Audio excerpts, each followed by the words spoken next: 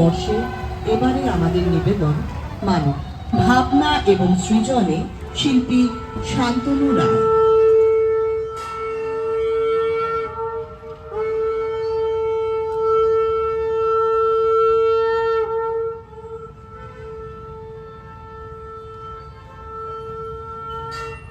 মানব একটি বহুল প্রচলিত শব্দ, যা নিজস্ব মনোরথ পূর্ণ করার কাজে ব্যবহার করেন।